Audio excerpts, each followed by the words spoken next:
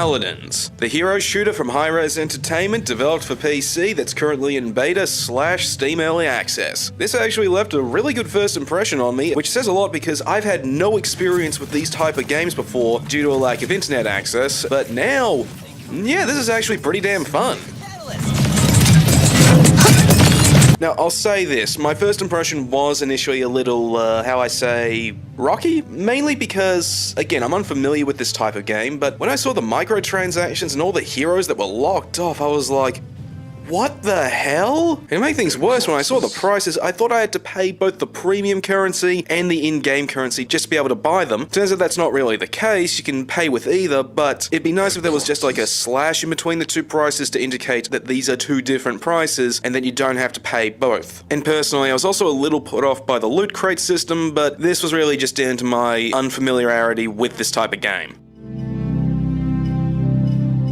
But beyond that, everything else was friggin' good. I mean, the matchmaking is quick, there's tons of people playing, and when I got into my first game, I was actually blown away by the charm of it all and how much fun I was having. Running into the map on my noble steed, heading towards the control point as Victor, gunning down enemies. And that's when I kind of noticed that the game is very repetitive. Now, as I said before, this is only in beta. They are going to be adding more content to this, but the one game mode on offer, Siege, while it is fun, can get kind of dull with how repetitious it can get. That isn't to say it can't still be fun after a while, but it would be nice to see some more game modes come out before people start to get tired of Siege, which has already kind of happened, but I never got a chance to play it.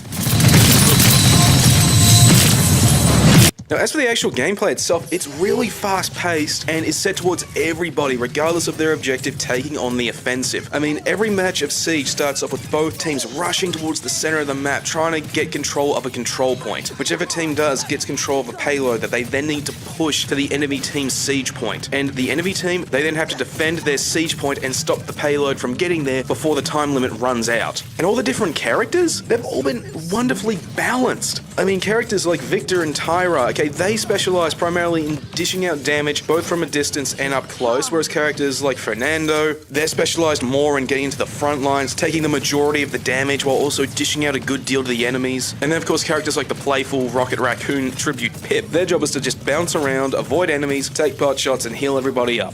There's no character that feels overpowered in any regard, and everyone does suit a specific role to help out the team. And considering this is in beta, that's actually a huge testament to how much polish has already gone into it.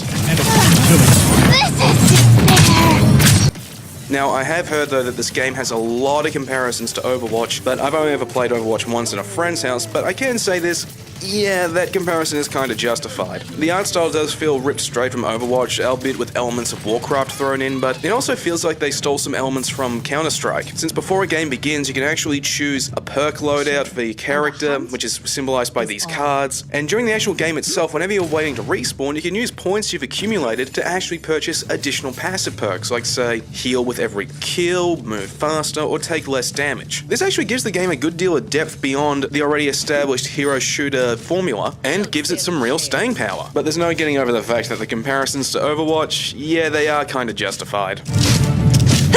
Now with all that being said, Paladins?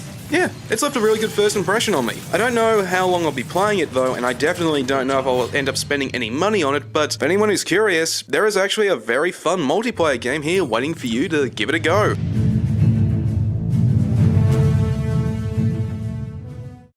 Hey, thanks for watching. If you really like this video, then how about you also like, favorite, and subscribe. I'm also planning on doing some other first impressions videos on some other free-to-play games. I've always been interested in this genre, but never had the chance to give it a go until now. So I got all that and more, plus my usual movie reviews and game reviews coming up. So don't forget to like, favorite, and subscribe if you want to see more of them.